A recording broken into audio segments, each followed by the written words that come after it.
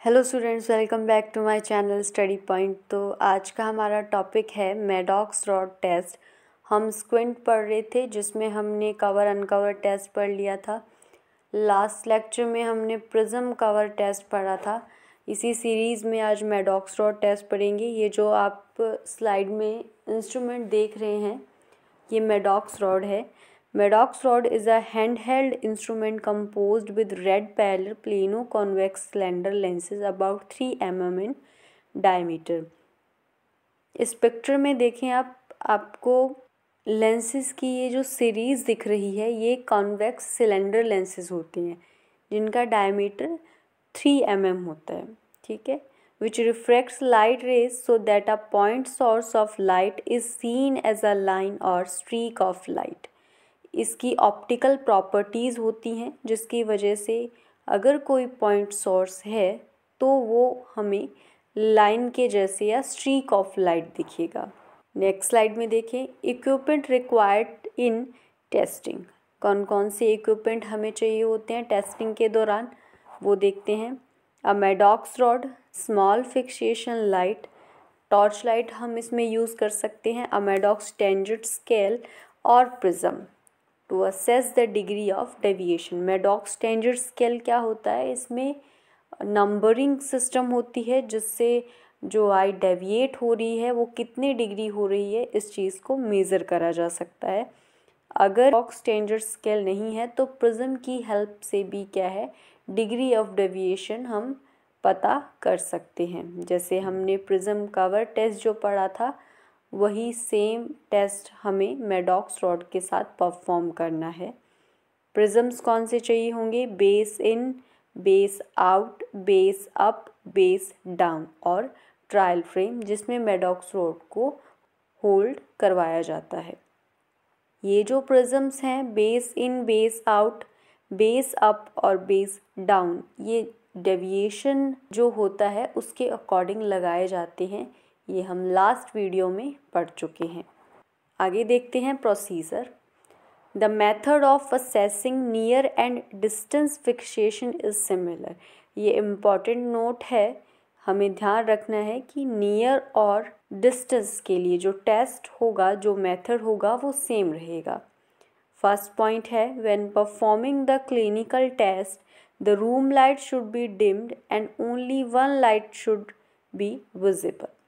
Semi dark room में ये test को परफॉर्म किया जाता है जहाँ पर सिर्फ एक ही लाइट विजिबल होनी चाहिए जिसको फिक्सेट हम करवा रहे हैं। When testing near the patient is to fixate on 33 centimetre. ये एक नियर के लिए यूनिवर्सल डिस्टेंस है which is held at eye level. 33 centimetre पर हम नियर चेक करेंगे और जो ऑब्जेक्ट है लाइट सोर्स जो रख रहे हैं वो आई लेवल पर ही रखा जाएगा। और जब डिस्टेंस के लिए चेक कर रहे हैं तो जो लाइट सोर्स है वो 6 सेंटीमीटर दूरी पर रखा जाएगा। इसमें सबसे पहले पेशेंट को दोनों आंखें ओपन करवाकर लाइट सोर्स को फोकस करवाना है। जो लाइट सोर्स हमने 6 सेंटीमीटर दूरी पर रखा हुआ है, उसके बाद में एक आंख पर हम मैडॉक्स रॉड लगाएंगे। मैडॉक्स रॉड को कैसे लगाते हैं यहाँ देखें। फर्स्ट पिक्चर में मैडॉक्स रॉड को इस तरीके से लगाया हुआ है कि जो कॉन्वेक्स लेंसेज की सीरीज़ है वो हॉरिजॉन्टल है, और सेकंड पिक्चर में मैडॉक्स रॉड को इस तरीके से लगाया गया है जो लेंसेज की सीरीज़ है वो हमें वर्टिकल नज़र आ रही है। इसको किस तरीके से हम प्लेस करते हैं, जिस तरीके का डेविएशन होगा उसी तरीके से क्या है मैडॉक्स रॉड को प्लेस करवाया जाएगा। अगर डेविएशन हॉरिजॉन्टल है, ईज़ो डेविएशन है या एक्सो डेविएशन है, वो हॉरिजॉन्टल एक्सिस पर हो रहा है तब मैडॉक्स रॉड को हॉरिजॉन्टल रखा जाएगा। अगर डेविएशन वर्टिकल एक्सिस पर हो रहा है तो मैडॉक्स रॉड को वर्टिकली प्लेस करवाया जाएगा। अब यहाँ देखें, दोनों आंखें ओपन करवाकर लाइट सोर्स को फोकस करवाना है। देन उसके बाद में एक आंख पर मैडॉक्स रॉड को लगाया जाएगा मेडॉक्स रॉड उसी तरीके से लगानी है जिस तरीके का डेविएशन है। मेडॉक्स रॉड की ये प्रॉपर्टी है कि वो पॉइंट लाइट इमेज को लाइन में कन्वर्ट कर देती है, जिससे क्या होगा, एक आंख से पेशेंट को रेड लाइन दिखेगी और दूसरी आंख से पेशेंट को पॉइंट लाइट दिखेगी। The Maddox rod placed over the fixating eye, यानी कि जो आई फिक्सिएट कर रही है उस आई पर क्या है, मेडॉक्स रॉड को प्लेस करवाएंगे। आगे चलते हैं। The number on Maddox tangent scale where the red line falls will be the amount of heterophoria in degrees. ये हमने देखा है कि मेडॉक्स टेंजर्ड जो स्केल होता है उस पर नंबर मेंशन होते हैं, जहाँ पर रेड लाइन की जो इमेज है वो बनेगी, वही क्या है, जो डेविएशन है उसकी डिग्री होगा। अगर मेडॉक्स टेंजर्ड स्केल नहीं है तो डिग्री को प्रिज्म की हेल्प से भी मेज़र किया जा सकता है।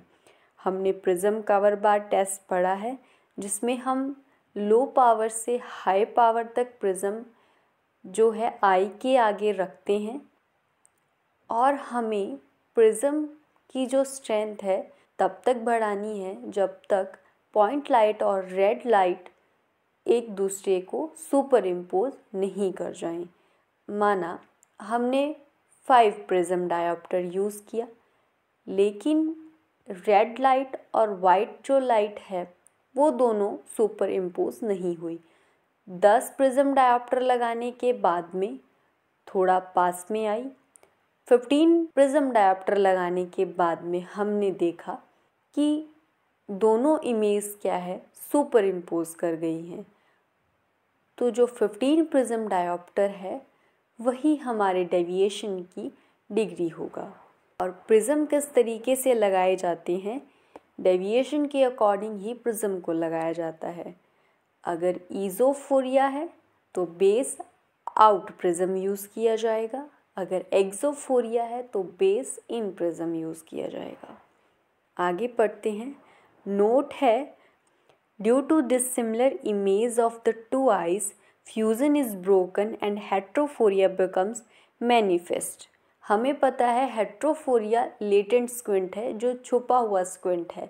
जब आई को कवर किया जाता है तब हमें ये शो होता है, लेकिन मैनिफेस्ट जो स्क्विंट है वो ऑल टाइम प्रेजेंट रहता है।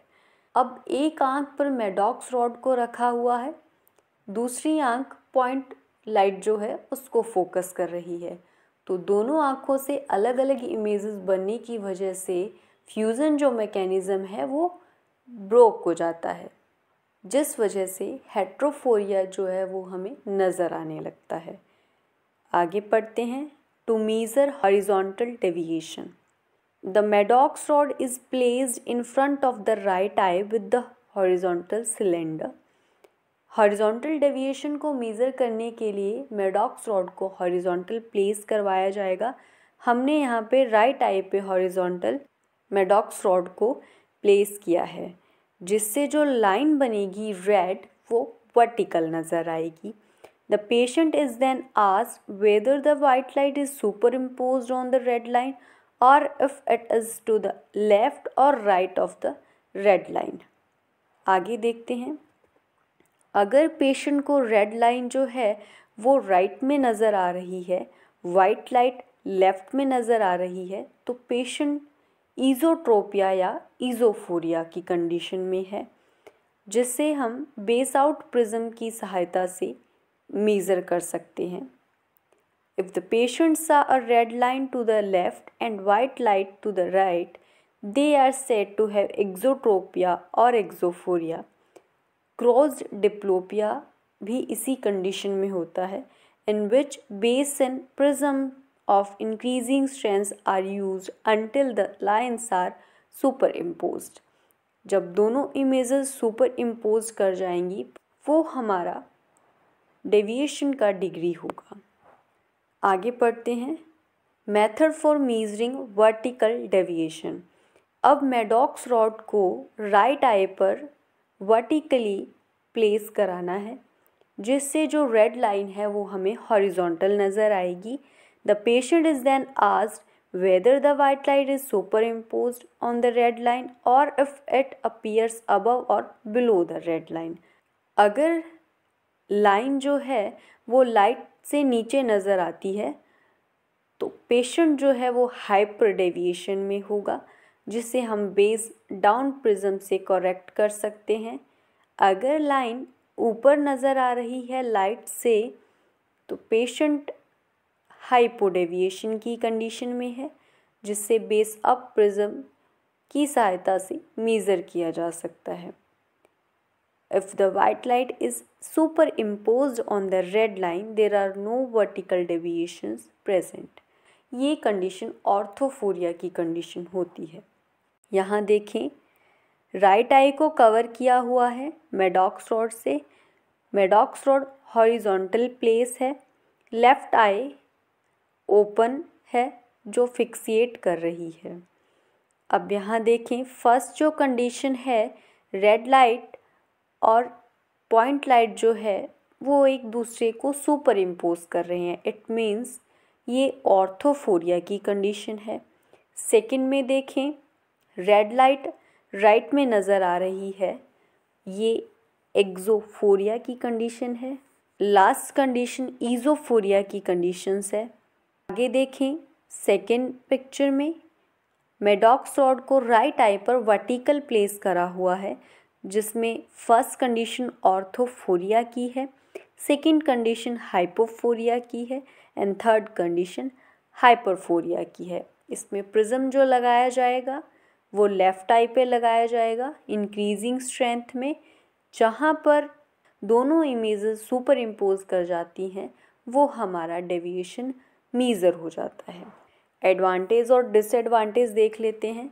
Can easily be performed. Simple and fast technique can be used on children if they can respond reliably. Can be used to test eye muscles balance.